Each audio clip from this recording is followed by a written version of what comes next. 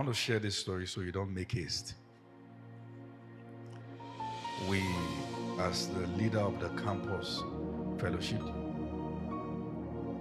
the joint campus, we also have our own fellowship. I sent leaders to go start what we call cell meetings, what you call house fellowship. Then there was one of them who was more zealous. I was starting cell meetings. So there's a season that I go around with some other executives to inaugurate those cell meetings and just bless them and then go. Sometimes we can do 3 places in a day and all that. But I noticed that everywhere he opened, when we got there, we were not recognized. He didn't open those places in the name of the fellowship. He opened them in the name of his ministry, but with the influence of the fellowship. So one time I called his attention to that. What are you doing? And he said, no, you can't talk to me like that.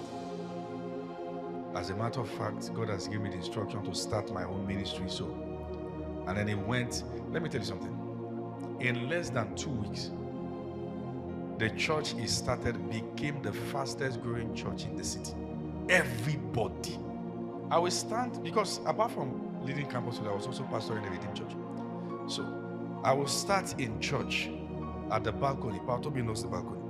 Some of you passed through. So I stand there and looking at people who were our members. Everybody will be rushing there.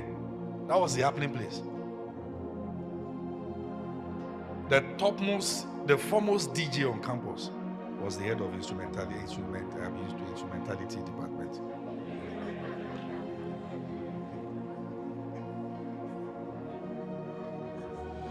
When you get to the ushering department, you are hearing Scorpion and all those kind of names.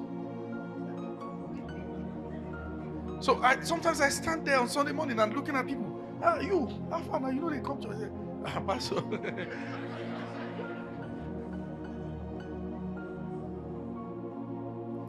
And God said, don't get offended. Don't get offended. And that guy was actually my best friend. Just so you know. So God said, don't get offended. So I opened the friendship. In fact, one time I went to greet him in his house. Somebody was washing his boxers in the bedroom. Some other girls were cooking chicken and rice. And these were people that I used to pastor. And I was not passing you through all this, but you prefer somebody who is in this to you. So when they finished cooking, they say, how far now? I said, I did. Serve. At least, you don't go pack my members, I don't go stitch up. So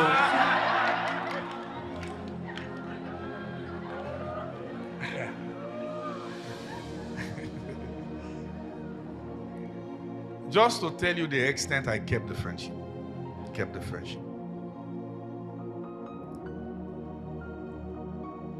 One morning, around 6 in the morning, somebody was banging my door heavily. So he said, please come out. I heard his voice. So I came out and I saw my friend. He was covered with blood. Oh boy, what happened now? One of the members beat him. I tell you, it's true. One of the members, he beat.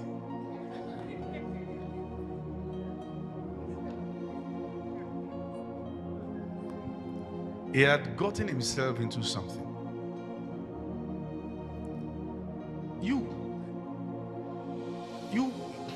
You gathered people from the street, which is not bad. Then you want to use street level. They understood the street more than him. So they just arranged themselves. So this is who this guy is. So they planned him and all that. He got him, said something really messy.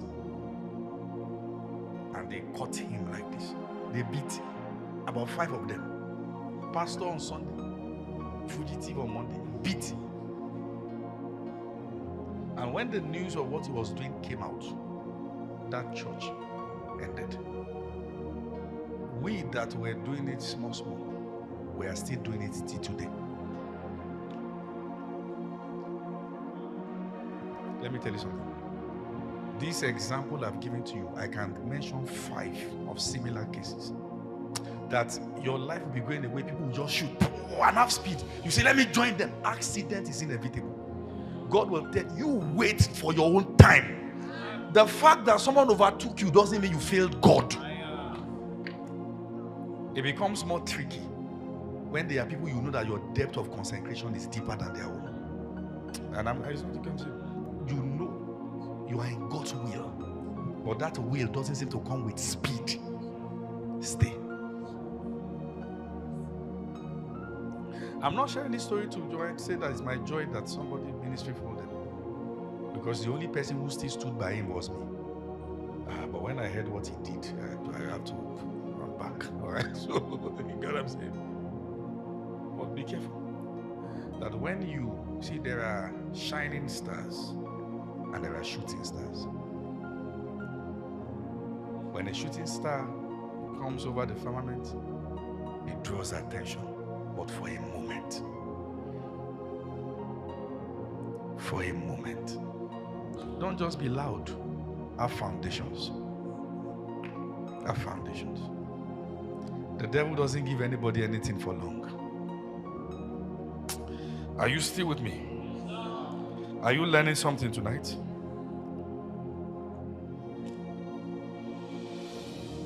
The devil doesn't give anybody anything for long.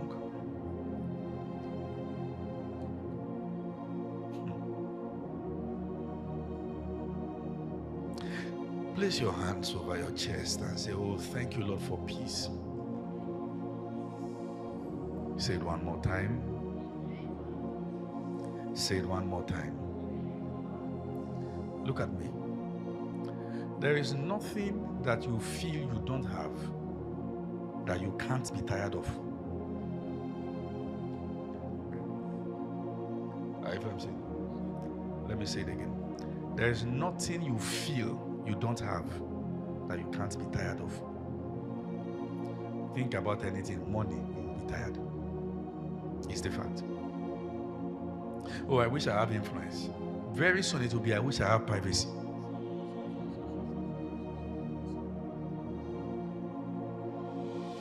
You know how I wish that I can teach you in peace and nobody will misconstrue what I'm saying. We've almost written into some Christian blog. Please, we love what you are, but please stop. Propagate the gospel, but leave us.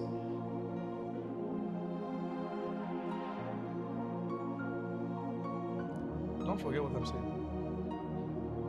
When you don't have it yet, it looks like your life is ending. Soon you miss the days you didn't have it. Be patient.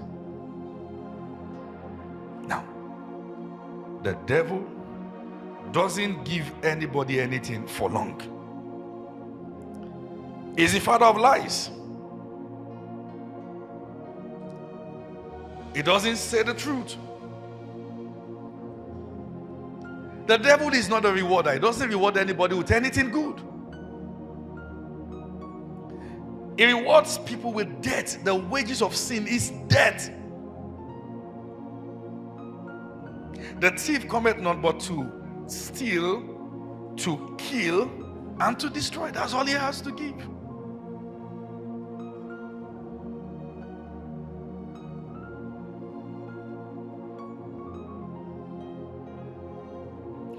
Let me tell you something. I don't want to talk about, but let me just say this to you. The reason why we cannot be moved in the midst of storms is because we didn't cut corners to get here. If you cut corners, I know what I'm saying.